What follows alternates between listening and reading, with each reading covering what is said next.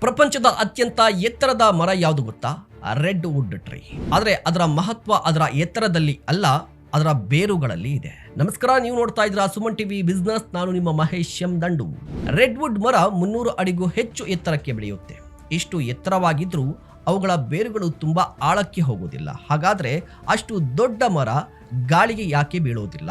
ಯಾಕಂದ್ರೆ ಒಂದು red wood ಮರ ತನ್ನ ಬೇರುಗಳನ್ನ ಪಕ್ಕದಲ್ಲಿರುವ ಇನ್ನೊಂದು ರೆಡ್ ವುಡ್ ಮರದ ಬೇರುಗಳೊಂದಿಗೆ ಹೆಣೆದಿರುತ್ತೆ. ಒಂದು ಮರ ಇನ್ನೊಂದು ಮರಕ್ಕೆ ಬಲವನ್ನ ನೀಡುತ್ತೆ. ಚಂಡಮಾರುತ ಬಂದರೂ, ಬಿರುಗಾಳಿ ಬೀಸಿದ್ರು ಅವು ಒಂಟಿಯಾಗಿ ನಿಲ್ಲೋದಿಲ್ಲ, ಒಟ್ಟಾಗಿ ಗಟ್ಟಿಯಾಗಿ ನಿಲ್ಲುತ್ತವೆ. ಇದೇ ಬಿಸ್ನೆಸ್ ನಲ್ಲಿ ಅತ್ಯಂತ ಶಕ್ತಿಶಾಲಿ ಮೈಂಡ್ ಸೆಟ್.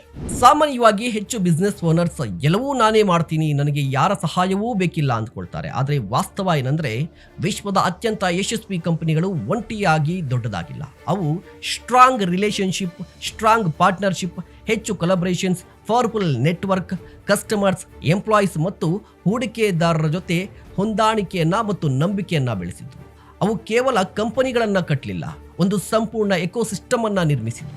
ನಿಮಗೆ ರಿಯಲ್ ಎಕ್ಸಾಂಪಲ್ ಹೇಳ್ತೀನಿ. ಎನ್ವಿಡಿಯಾ ಇವತ್ತು ವಿಶ್ವದ ಅತ್ಯಂತ ಮೌಲ್ಯಯುತ ಟೆಕ್ನಾಲಜಿ ಕಂಪನಿಗಳಲ್ಲಿ ಒಂದು. ಆದರೆ ಎನ್ವಿಡಿಯಾ ಒಂಟಿಯಾಗಿ ಪ್ರಪಂಚವನ್ನ ಗೆದ್ದಿಲ್ಲ. ಅವರು ಅತ್ಯುತ್ತಮ AI ಚಿಪ್ಸ್ ಅನ್ನ ನಿರ್ಮಿಸಿದ್ರು, ಕ್ಲೌಡ್ ಕಂಪನೀಸ್ ಜೊತೆ ಕೆಲಸ ಮಾಡಿದ್ರು, ಕಂಪ್ಯೂಟರ್ ಉತ್ಪಾದಕರ ಜೊತೆ ಕೈ ಜೋಡಿಸಿದ್ರು, AI ಕಂಪನೀಸ್ಗೆ ಶಕ್ತಿ ನೀಡಿದ್ರು, ಸಾಫ್ಟ್ವೇರ್ ಡೆವಲಪರ್ಗೆ ವೇದಿಕೆಯನ್ನ ನಿರ್ಮಿಸಿದ್ರು. ಅವರು ಕೇವಲ ಒಂದು ಪ್ರಾಡಕ್ಟ್ ಅನ್ನ ಮಾಡಲಿಲ್ಲ, ಒಂದು AI ಎಕೋಸಿಸ್ಟಮ್ ಅನ್ನ ನಿರ್ಮಿಸಿದ್ರು. ಅದಕ್ಕಾಗಿಯೇ ಅವರ ಬೆಳವಣಿಗೆ ವಿಶ್ವವನ್ನೇ ಅಚ್ಚರಿಪಡಿಸುವಷ್ಟು ವೇಗವಾಗಿ ನಡೆಯಿತು.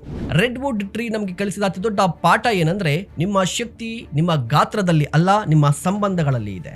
ನಿಮ್ಮ ಸುತ್ತಮುತ್ತಲಿನವರು ಬೆಳೆಯುತ್ತಿದ್ರೆ ನಿಮ್ಮ ಬಿಸ್ನೆಸ್ ಕೂಡ ಬೆಳೆಯುತ್ತೆ. ನಿಮ್ಮ ಟೀಮ್ ಗೆದ್ರೆ ನಿಮ್ಮ ಕಂಪನಿ ಗೆಲ್ಲುತ್ತೆ. ನಿಜವಾದ ಲೀಡರ್ ಅಂದ್ರೆ ತಾನೊಬ್ಬನೇ ಗೆಲ್ಲುವವನಲ್ಲ, ಎಲ್ಲರನ್ನು ಗೆಲ್ಲಿಸುವವನು. Last but not least, redwood ಮರದಂತೆ ಯೋಚಿಸಿ. ಕಾಂಪಿಟೇಷನ್ಗಿಂತ ಕೊಲಾಬರೇಷನ್ ಹೆಚ್ಚಿಸಿ, ಟ್ರಸ್ಟ್ ನೆಟ್ವರ್ಕ್ ನಿರ್ಮಿಸಿ. ಆಗ ನಿಮ್ಮ ಬಿಸ್ನೆಸ್ ತಲೆಮಾರುಗಳವರೆಗೆ ಉಳಿಯುವ ಸಾಮ್ರಾಜ್ಯವಾಗುತ್ತೆ. ಏನಂತೀರಾ? ದಯವಿಟ್ಟು ಕಮೆಂಟ್ ಮಾಡಿ. ಇಂತಹ ಮತ್ತಷ್ಟು ಕಂಟೆಂಟ್ಗಾಗಿ ನೋಡ್ತಾ ಇರಿ ಸುಮನ್ ಟಿವಿ ಬಿಸ್ನೆಸ್.